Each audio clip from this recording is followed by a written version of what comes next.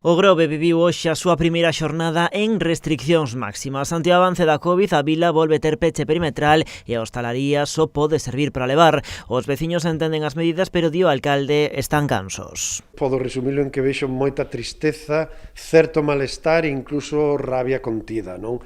Desilusión. Hoxe iniciamos este período de estar coa Pobla do Caramiñal, os dous únicos concellos de toda Galicia en peche perimetral e coas máximas restriccións, e é difícil convivir en isto. Sobre todo está afectando moito o ánimo social do Grove. As novas restriccións entraron en vigor na pasada noite 24 horas antes do habitual. Hoxe na vila había certa confusión en canto á súa aplicación. Mesmo había xente que non sabía que volvía a estar pechada. Pois non sabía, así que sei no hora. Pois, e vostede onde é?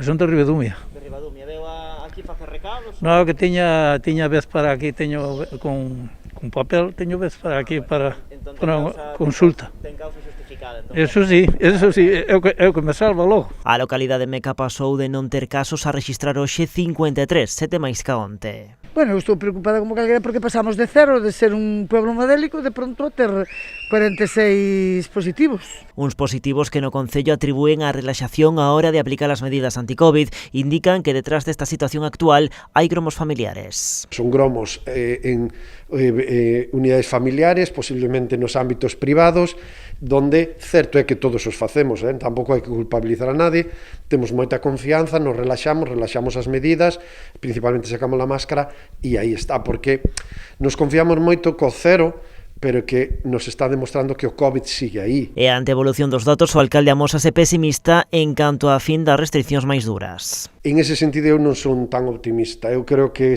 posiblemente todo este mes de abril vamos a estar entre nivel de máxima restricción e nivel alto. Lembra Cacabelos que, ademais dos gromos familiares, a incidencia da Covid pode ser aínda maior nas vindeiras datas, cos contaxios que se puideron ter producido durante a Semana Santa e que aínda están en fase de incubación.